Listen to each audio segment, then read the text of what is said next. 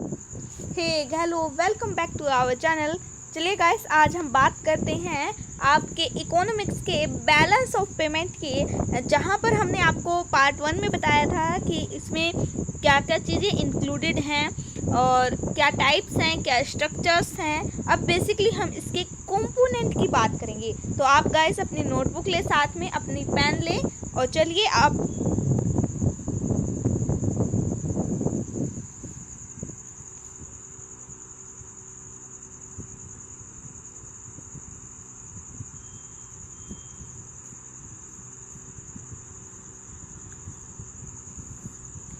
तो गाइस हम बात कर रहे हैं कंपोनेंट ऑफ बीओपी।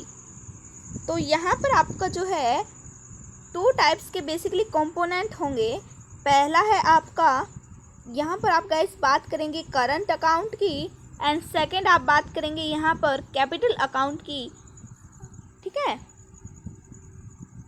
यानी कि आप बोल सकते हैं कि यहाँ पर 2 अकाउंट बनेंगे, एक आपका कैपिटल होगा, दूसरा आपका करंट, इस तरीके से होगा। ठीक है, तो चलिए अब हम डिफाइन करेंगे कि भाई करंट अकाउंट में क्या होता है। ठीक है, चलिए गाइस, आई होप आप नोट डाउन कर रहे हैं। रुको 1 सेकेंड का टाइम दो भाई। चलो, ये दिख नहीं रहा था ना। तो आपका है पहला पॉइंट है करंट अकाउंट। तो गाइस यहाँ पर जब हम बात करेंगे करंट अकाउंट की, तो क्या होता है, it refer to an account which record all the transaction related to export import of goods services. ठीक है, in a period of time. Current show the net income generated in foreign sector. तो चलिए अब हम बात करते हैं कि इसमें क्या क्या चीज़ें हमने अभी पढ़ी है। तो लिखिए गाइस, तो पहले आप लिखेंगे, लिखिए it refers to the account which records, क्या रिकॉर्ड्स करता है ये आपका, ऑल द ट्रांजैक्शन, कि ऐसे सभी ट्रांजैक्शन, कौन से ट्रांजैक्शन जो आपके किससे रिलेटेड होंगे, टू एक्सपोर्ट और इंपोर्ट। अब बोलोगे मैम ये क्या है एक्सपोर्ट इंपोर्ट, क्योंकि कुछ बच्चे ऐसे हैं जिसको नहीं पता होगा। ये आपके क्लास 11th में भी चैप्टर था एक, प्रोसीजर ऑफ इंपोर्ट एक्सपोर्ट वगैरह। ठीक है, लेकिन हम यहाँ पर बता देते हैं कि इंपोर्ट एक्सपोर्ट यही है कि जब आप एक कंट्री से दूसरे कंट्री से, यानी कि एक कंट्री से दूसरे कंट्री में अपने गुड्स को सेंड करते हैं, तो वो आप क्या बोलेंगे, एक्सपोर्ट बोलेंगे। और ऐसे ही इसका अपोजिट हो, जब हम दूसरे कंट्री से यहाँ पर जो है गुड्स मंगवा रहे हैं, तो आपके क्या हो गया, इंपोर्ट हो गया। और शुद्ध हिंदी में बात करें तो हम बोलेंगे आयात और निर्यात। ठीक है, आयात आपका इंपोर्ट होगा और एक्सपोर्ट आपका निर्यात होगा। ठीक है, तो यहाँ पर हमने बोला था कि import and export of goods, goods कौन से थे आपके, फिजिकल आइटम थे, यानी कि विजिबल। ठीक है, आप लिख लो, 1 सेकेंड आप लिखो यहाँ पर विजिबल आइटम। हमने जो पहले पढ़ा है उसको कनेक्ट करेगा ये। आपका सर्विसेज है, सर्विसेज हमने बताया था क्या होता है आपका, इनविजिबल आइटम। ठीक है, ये शो नहीं होता है। विजिबल यानी कि जो दिखाई दे, इनविजिबल जो दिखाई ना दे बेसिकली। ठीक है, और हम बात करेंगे फिर यहाँ पर और यूनिलेटरल। यूनिलेटरल आपके ट्रांसफर्स वगैरह हैं, क्या है इसमें, यहाँ पर ये है, ये गलती से हो गया। ठीक है, ये है यहाँ पर, ठीक है, यूनिलेटरल। ये ट्रांसफर्स, जो यूनिलेटरल ट्रांसफर्स हैं, उसको आप अपनी नोटबुक में लिख लीजिए कि 1 वे है। ठीक है, 1 वे यानी कि ट्रांजैक्शन होगा ड्यूरिंग आपका guys given period of time. एक पीरियड दिया जाएगा, एक टाइम होगा, उसके बेसिस पर हम बात करेंगे कि वो आपका क्या है, करंट अकाउंट है। अब इसको थोड़ा सा डिटेल में जानने की ज़रूरत इसीलिए है गाइस, क्योंकि अगर आप कहीं ना अप्लाई करोगे स्कॉलरशिप के लिए, चाहे वो नेशनल लेवल पर है, स्टेट लेवल पर है। कुछ ऐसे हैं जो पहले आपसे एग्ज़ाम लेते हैं, तो वहाँ पर आपका जो है एक मेन रोल प्ले करता है बेसिक क्लियर होना चाहिए। तो अगर आपका बेसिक क्लियर नहीं होगा तो आप, आई होप, वैसे तो आप अच्छे नंबर लेके आएँ, लेकिन नहीं होगा तो वहाँ पर बहुत ही प्रॉब्लम हो सकती है आपको। ठीक है, तो मोस्टली हमने ऐसा देखा है कि बच्चे अटक जाते हैं एग्ज़ाम में। तो यहाँ पर बात कर रहे थे गाइस हम अगेन करंट अकाउंट की। तो करंट अकाउंट, अब तक तो करंट ही अकाउंट की बात कर रहे हैं। तो ये क्या शो करता है गाइस, आपके शो करता है नेट इनकम। नेट इनकम का मतलब ये है कि इसमें अब तक आपने जो है टैक्स वगैरह सब कुछ लगा लोगों के जो भी शो होगा वो आपका क्या होगा, नेट इनकम। तो नेट इनकम शो करेगा ये आपका, जो आपका जनरेट होगा कहाँ पर, इन अ फॉरेन सेक्टर, कि आपने जो भी फॉरेन सेक्टर से जो भी जनरेट किया है वो शो करेगा आपका करंट अकाउंट में। तो हम बात करते हैं कि बैलेंस ऑफ करंट अकाउंट, यानी कि आप बोल सकते हैं inflow of foreign exchange recorded in credit side, outflow of foreign exchange जो होगा वो आपका क्या होगा, recorded in debit side of this account. ठीक है, ये जो अकाउंट है यहाँ पर क्या लिखो, लिखो लिखो जल्दी से, इम्पोर्टेंट है ये भाई, ये आपका बहुत ही इम्पोर्टेंट बनेगा भाई। ठीक है, ये आउटफ्लो है, ये आउटफ्लो क्या बोलेंगे आप यहाँ पर, आउटफ्लो किसका है, फॉरेन एक्सचेंज का। वो लिखेंगे वो कहाँ रिकॉर्ड होगा, वो आपका क्रेडिट साइड में होगा। ठीक है, ये इनफ्लो रिकॉर्ड होगा आपका क्रेडिट साइड में, और जब हम बात करेंगे आउटफ्लो की गाइस, आउटफ्लो आपका होगा डेबिट साइड में। ठीक है, अब तो आपको क्लियर हो गया होगा। हाँ, एक पॉइंट और लिख लो इस सभी में, क्या होगा आपका कि जो आउटफ्लो है और इनफ्लो है ये बेसिकली किसकी बात करते हैं, ये बेसिकली आपकी बात कर रहे हैं यहाँ पर फॉरेन एक्सचेंज की। ठीक है, ये आपकी बेसिकली बात करेंगे फॉरेन एक्सचेंज। आप साथ के साथ बोल लो, आपके माइंड में भी क्लियर हो जाएगा। ठीक है, जो हम पॉइंट यहाँ पर बात कर रहे हैं। तो चलिए गाइस, हमने आपके जो है टाइम को कम करने के लिए, कि आपका ज़्यादा टाइम ना लगे, इसीलिए हमने आपका फटाफट से ये एक डायग्राम बना दिया है कि जिससे आपको और आसानी से समझ में आए। कि हमने बताया था कि कंपोनेंट्स ऑफ जो है फॉरेन एक्सचेंज, ओहो ओहो ओहो एक सेकेंड, फॉरेन एक्सचेंज नहीं आएगा, क्या आएगा यहाँ पर, करंट अकाउंट आएगा। ठीक है, हाँ ये गलती आप मत करना। ठीक है, क्या रहेगा इसमें, एक्सपोर्ट एंड इंपोर्ट किसका, गुड्स का, इसमें इंपोर्ट एंड एक्सपोर्ट,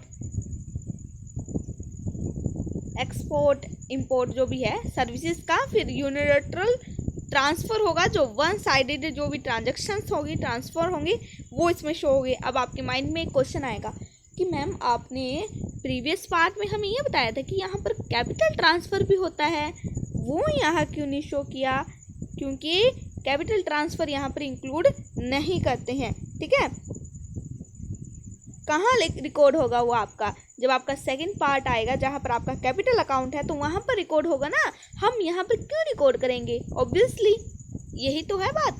तो चलिए हम नेक्स्ट पॉइंट की बात करेंगे। आपका जो है कौन सा अकाउंट है भाई, कैपिटल अकाउंट है, याद आ गया। हमने बताया था एक करंट है, दूसरा कौन सा है आपका, ठीक है। तो यहाँ पर क्या होगा, इस ट्रांजैक्शन में कौन से रिकॉर्ड होंगे, जो रिकॉर्ड होंगे कौन से, विच, आप लिखेंगे विच क्यूजेस आ, जिसके कारण क्या प्रभाव पड़ेगा आपका, चेंज इन एसेट्स, जिससे आपके एसेट्स तो चेंज होंगे ही होंगे, उसके साथ आपकी एसेट्स क्या लिखेंगे यहाँ पर, क्या लिखेंगे एसेट्स के साइड में, प्रॉपर्टी, प्रॉपर्टी के बाद में आप यहाँ लिखेंगे और लायबिलिटी। लायबिलिटी में क्या होगा, लायबिलिटी में होगा भाई आपका रिस्पॉन्सिबिलिटी टू पे, इसका मतलब है रिस्पॉन्सिबिलिटी टू पे, जो भी आपके ऊपर रिस्पॉन्सिबिलिटी है पे करने की, वो आपके यहाँ पर बेसिकली लायबिलिटी में आते हैं। ठीक है,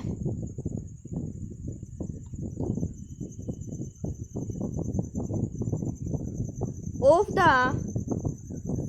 रेजिडेंट्स, या आप बोलेंगे गवर्नमेंट ऑफ कंट्री।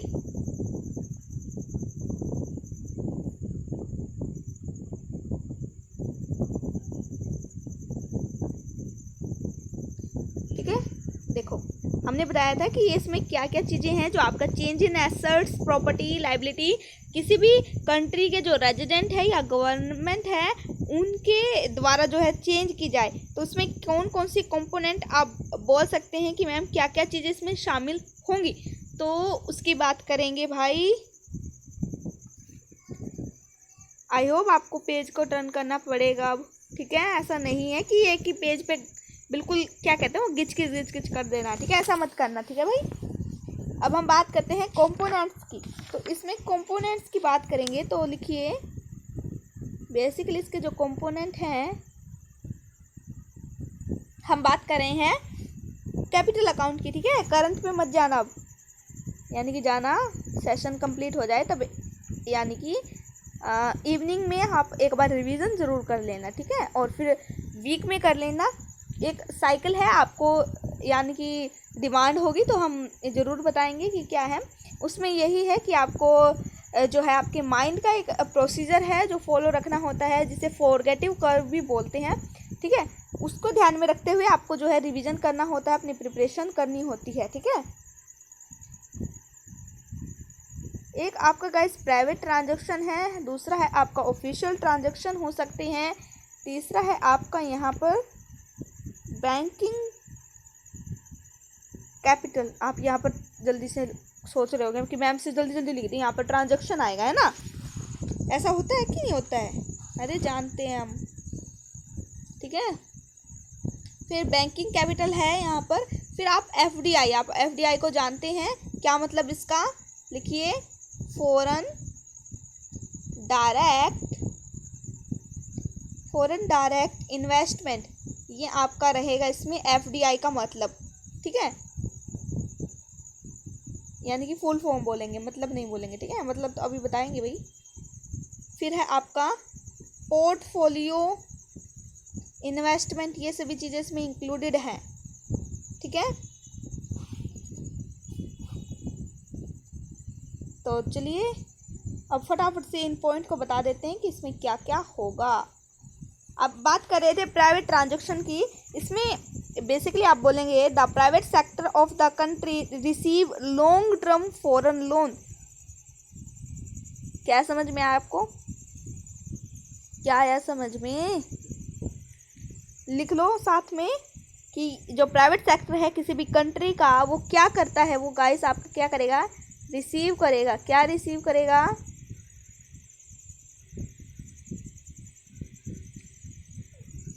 रुको एक बार,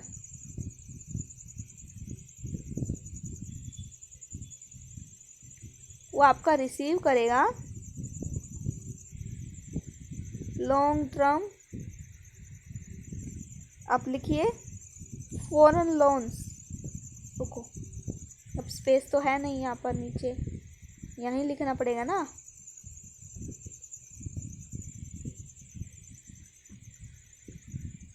लिख लिया, receive long term foreign loans. Official में आप बोलेंगे यहाँ पर बेसिकली, ये किसका था, ये एक सेकेंड आप गलत कर दोगे, यहाँ लिखो ये किसके बारे में है, आपका प्राइवेट सेक्टर्स की बात कर रहे हैं हम, ठीक है, इसमें कंफ्यूज मत होना भाई, नाम से ही पता लग रहा है फर्स्ट पॉइंट में ही कि प्राइवेट ट्रांजैक्शन है, ठीक है। और यहाँ पर बात कर रहे हैं तो बेसिकली ऑफिशियल की बात की गई है, तो यहाँ पर आप बोलेंगे कि गवर्नमेंट जो बेसिकली क्या कर रही है, आपकी बोरो कर रही है लोन फ्रॉम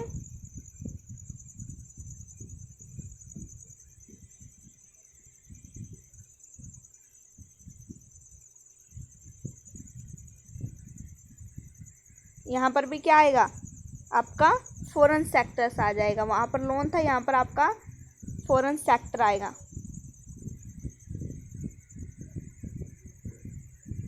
ठीक है। तो यही है, अब बात कर रहे हैं आपके बैंकिंग कैपिटल की, deposit of Indian commercial bank cooperative bank in foreign, कि डिपॉजिट कहाँ कर दिया है आपने, फॉरेन में। इसमें एग्जांपल आप लिख सकते हैं, ठीक है, जो हमने बताया है अभी बेसिकली क्या क्या डिपॉजिट हो सकता है आपका, इंडियन कॉमर्शियल बैंक्स का और कोऑपरेटिव बैंक्स जो भी हैं वो से भी डिपॉजिट कर दें फॉरेन में, ठीक है, वो आपकी बैंकिंग कैपिटल। और एफडीआई से आपको क्या समझ में आएगा, it refer to purchase of an asset in the rest of world such that it gives the direct control to purchaser over the assets, कि एक यानी कि हम जो एसेट्स परचेज करेंगे किसी भी कंट्री से आप बोलेंगे, ठीक है, या एक कंट्री को छोड़कर बाकी सभी कंट्रीज में जो भी हमने परचेज किया होगा, इट गिव्स यानी कि किस कंट्री को छोड़कर जिसने यानी कि परचेज किया जिस कंट्री ने, ठीक है, it gives direct control to purchaser over the asset, और वो डायरेक्ट कंट्रोल करेगा जिसने परचेज किया है एसेट्स के साथ, ठीक है। अब आपका एक पॉइंट है गाइस, हमने बता दिया एफडीआई क्या है, पोर्टफोलियो इन्वेस्टमेंट। आप बोल सकते हैं इसमें सेम ही है, it refer to purchase of asset in rest of world such that, आप बोल सकते हैं it does not give any direct control to purchaser over the asset, ठीक है, ये इसमें डिफरेंस है। तो लिखो फटाफट से, आपका जो एफडीआई है ये क्या करता है, ये आपका ये तो लिखना ही है आपको, purchase of an asset in rest of world such that, ये आपका डायरेक्ट कंट्रोल करेगा, किसको कंट्रोल करेगा, आपका डायरेक्ट कंट्रोल होगा यहाँ पर टू दी परचेजर और ओवर द एसेट, ठीक है, ये आपका यहाँ पर डायरेक्ट कंट्रोल है, तो यहाँ पर आप बोल सकते हैं, रुको,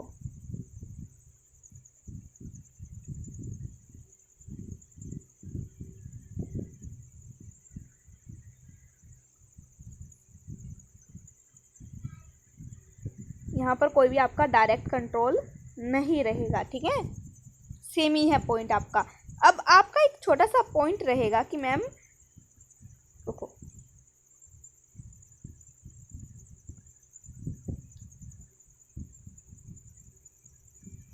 देखिए यहाँ पर हम बात कर रहे थे, हमने बता दिया कि क्या क्या कंपोनेंट है आपके कैपिटल अकाउंट में, लेकिन एक छोटा सा पॉइंट और है आपको पता होना चाहिए, FIT। आप बोलोगे मैम ये कौन सा वर्ड है, भाई पूछ सकते हैं, देखो, तो FIT बेसिकली आप बोलेंगे, लिखिए फॉरेन, रुको रुको रुको एक बार रुको भाई,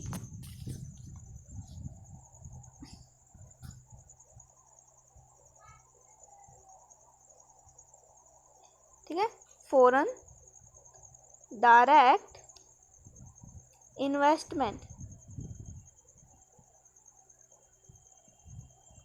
फॉरेन डायरेक्ट इन्वेस्टमेंट क्या है, इसमें बात की गई है, capital account is considered with financial transfer, balance of capital account, inflow of foreign exchange equal to recorded in credit side of account, outflow of foreign exchange recorded to debit side of this account, ठीक है, ये आपका same to same रहेगा। Basically हमने जो point आपका बताया था करंट अकाउंट में, जो ये बैलेंस ऑफ करंट अकाउंट है उसी की तरह ये शो करेगा कैपिटल अकाउंट में। आप बोलोगे मैम ये क्या,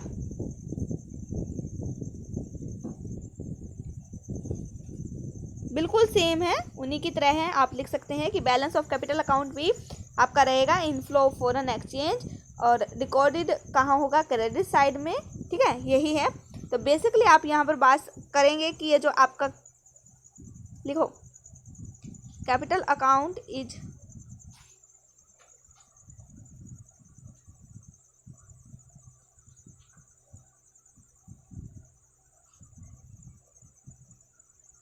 कंसीडर्ड, ये आपका कंसीडर्ड करेगा विद फाइनेंशियल ट्रांसफ़र, जो भी आप ट्रांसफ़र कर रहे हैं फाइनेंशियली उसकी बात की गई है,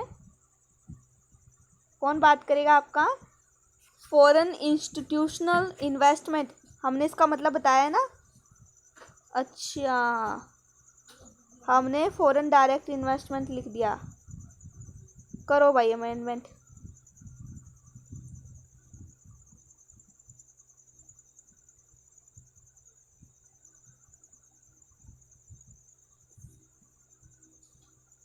स्पेस ही कम रह गया भाई।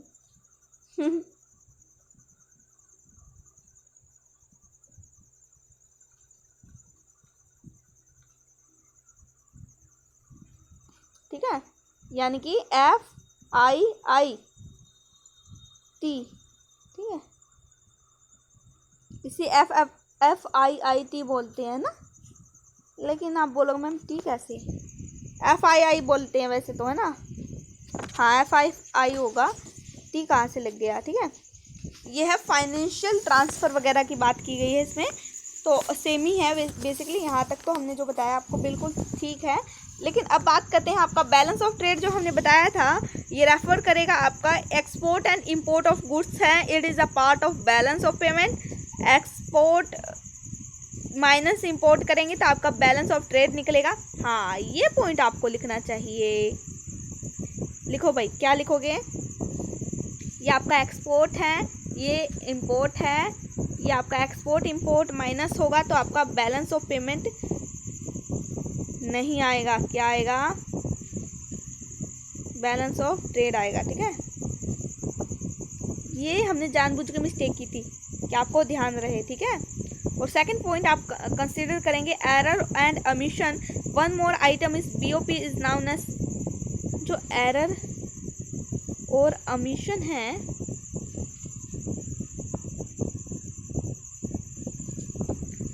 ये जो है एरर को हम BOP के नाम से जानते हैं।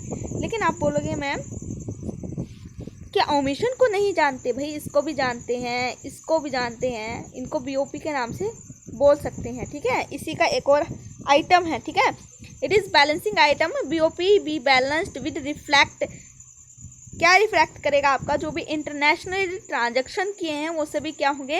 एक्यूरेट होंगे। ये इससे क्या रिफ्लेक्ट होगा हमें? रेफ्रैक्ट, जो आपने इंटरनेशनली, जो भी कुछ गाइस आपने इंटरनेशनली, ठीक है, इंटरनेशनली आपने क्या किया होगा यहाँ पर?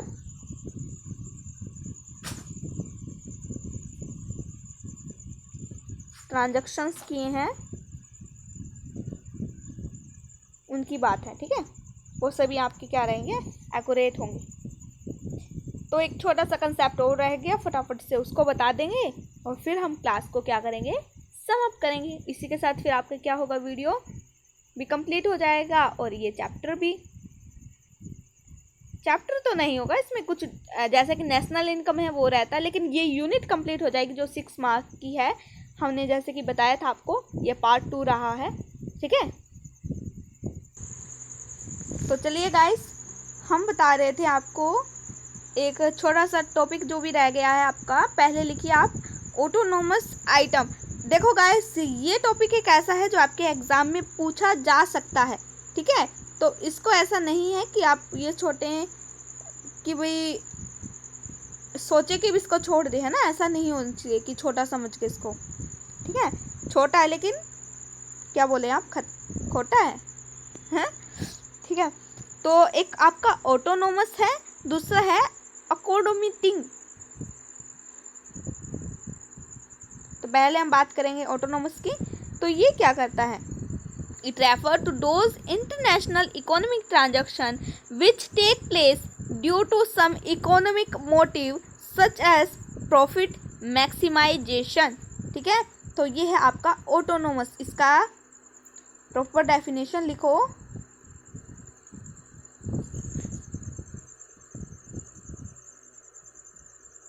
those इंटरनेशनल, कि ऐसे इंटरनेशनल ट्रांजैक्शन, अभी नहीं लिखेंगे, हम लिखेंगे दोज इंटरनेशनल इकोनॉमिक ट्रांजैक्शन। ठीक है, आप ये लिखेंगे इंटरनेशनल इकोनॉमिक ट्रांजैक्शन लिखेंगे यहाँ पर। कौन से हैं? विच क्या करता है? विच टेक्स प्लेस, जो क्या करेगा? Due to some economic motive. Basically आपको पता ही है कि इसका इकोनॉमिक मोटिव क्या रहने वाला है। क्या रहेगा भाई, जब हम इसकी बात कर रहे हैं कि इसका इकोनॉमिक मोटिव क्या रहेगा, तो बेसिकली इसका इकोनॉमिक मोटिव यही रहेगा कि इसको क्या करना पड़ेगा भाई साहब? प्रॉफिट को मैक्सिमाइज। हमने मिनिमाइज नहीं बोला है, हमने क्या बोला है? मैक्सिमाइज। यानी कि इसका मतलब क्या होगा? प्रॉफिट को क्या होना? ज़्यादा से ज़्यादा बढ़ाना। ठीक है, ये है आपका इसका प्रॉपर डेफिनेशन।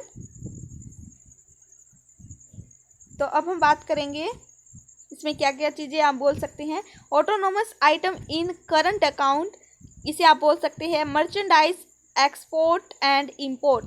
और कैपिटल अकाउंट में आप receipt and payment of foreign loan. ठीक है, आप लिखो यहाँ पर लिखो भाई साहब, जरूरी है ये।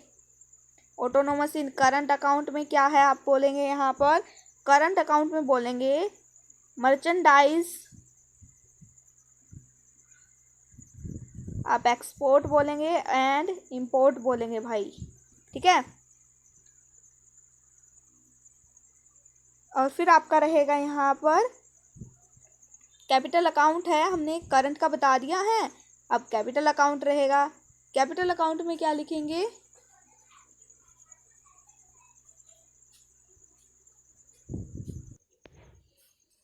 तो गाइस हम बात कर रहे थे आपके कैपिटल अकाउंट की, यानी कि यहाँ पर आप receipt and repayment of foreign loan बोलेंगे।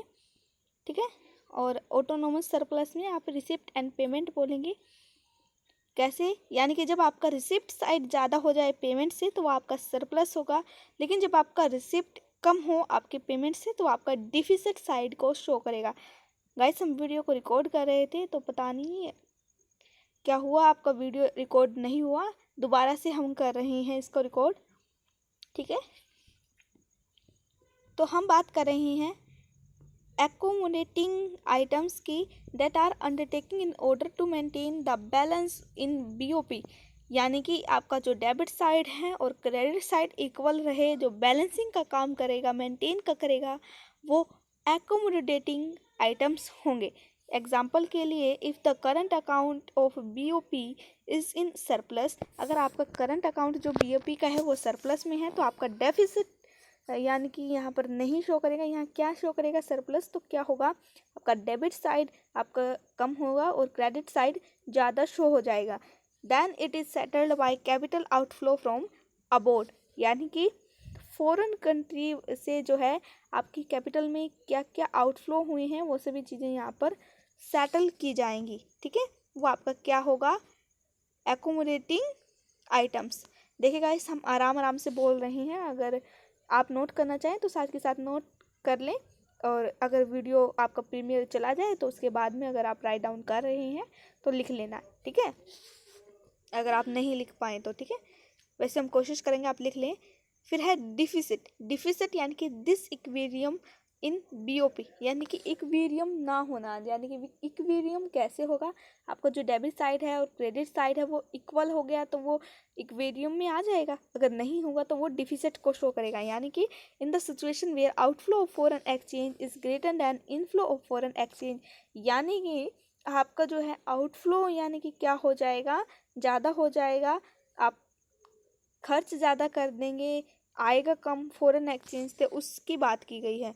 ठीक है, आपका डेफिसिट हो जाएगा डेबिट और क्रेडिट साइड में। कैसे होगा? आपका डेबिट साइड ज़्यादा होगा और क्रेडिट साइड कम हो जाएगा। ठीक है, वो आपका जो है डेफिसिट इन BOP को शो करेगा। ठीक है गाइस, तो एक छोटा सा कंसेप्ट रह गया है आपका, उसको भी फटाफट से बता देते हैं।